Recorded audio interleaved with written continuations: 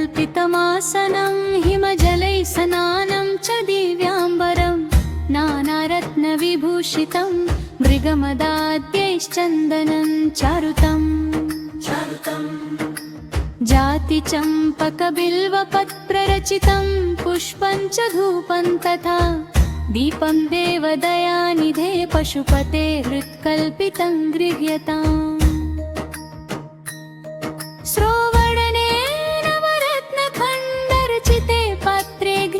पायसं भक्ष्यं पञ्चविधं पयोदधियुतं रम्भाफलं पानकम्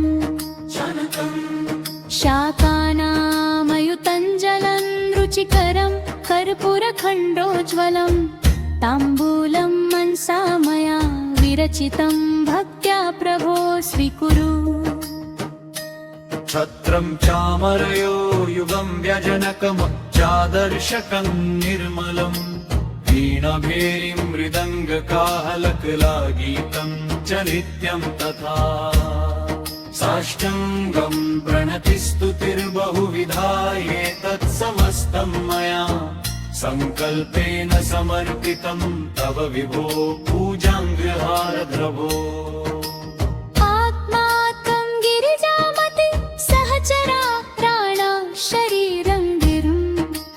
पूजाते विषयोपभोगर्चना निद्रा समाधिस्थितिः सञ्चारः पदयोः प्रदक्षिणविधि स्तोत्राणि सर्वा गिरो यद्यत् कर्म करोमि तत्तदखिलं शम्भो तवाराधनम्।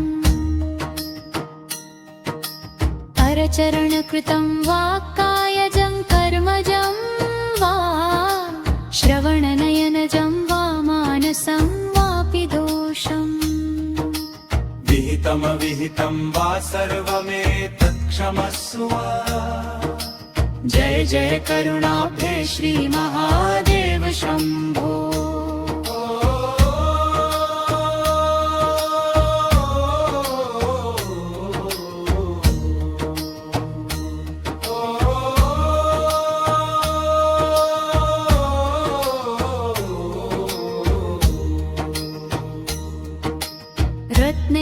रत्नैकल्पितमासनं हिमजलैः स्नानं च दिव्याम्बरं नानारत्नविभूषितं मृगमदाद्यैश्चन्दनं चारुतम्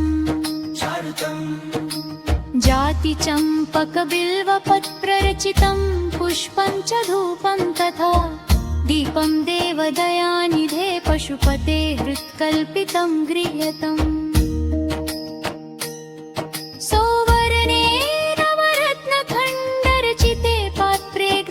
पायसं भक्ष्यं पञ्चविधं पयोदधियुतं रम्भाफलं पानकम् शाकानामयुतं जलं रुचिकरं कर्पूरखण्डोज्ज्वलं ताम्बूलं मनसा मया विरचितं भक्त्या प्रभो स्वीकुरु। छत्रं चामरयो युगं व्यजनकं चादर्शकं निर्मलं वीणाभेरीं मृदङ्गकाहलकलागीतं च नित्यं तथा साष्टाङ्गं प्रणतिस्तुतिर्बहुविधा एतत्समस्तं मया सङ्कल्पेन समर्पितं तव विभो पूजां गृहारद्रभो।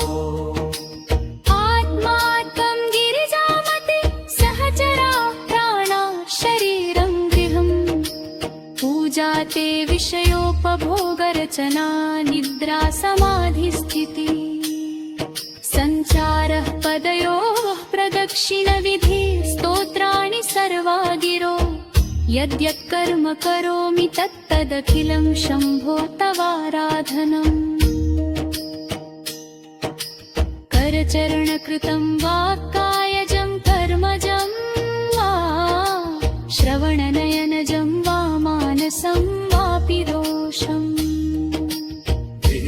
विहितं वा सर्वमेतत्क्षमस्व।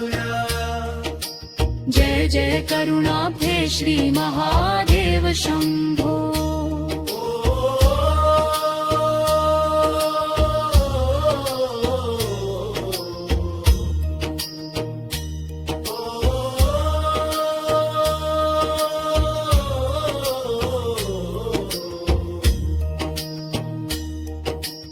वत्ने कल्पितमासनं हिमजलै स्नानं च दिव्याम्बरं नानारत्नविभूषितं मृगमदाद्यैश्चन्दनं चारुतम् जातिचम्पकबिल्वपत्ररचितं पुष्पं च धूपं तथा दीपं देवदयानिधे पशुपते हृत्कल्पितं गृह्यताम्।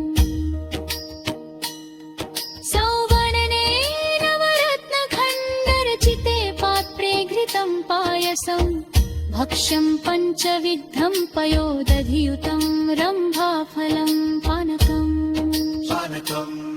शाकानामयुतं जलं रुचिकरं कर्पूरखण्डोज्ज्वलं ताम्बूलं मनसा मया विरचितं भक्त्या प्रभो स्वीकुरु।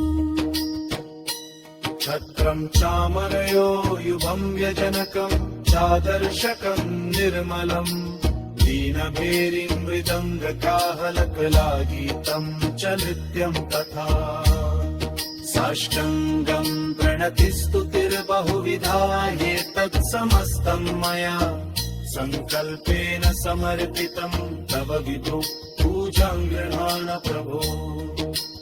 आत्मा त्वं गिरिजामति सहचरा प्राणा शरीरं गृहम् पूजा ते विषयोपभोगर्चना निद्रा समाधिस्थितिः सञ्चारः पदयोः प्रदक्षिणविधिस्तोत्राणि सर्वा गिरो यद्यत् कर्म करोमि तत्तदखिलं शम्भो तवाराधनम्।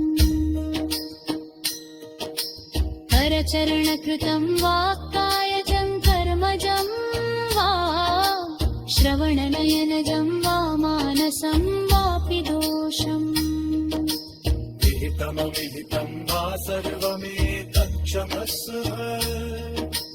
जय जय करुणाब्धे श्री महादेव शंभो।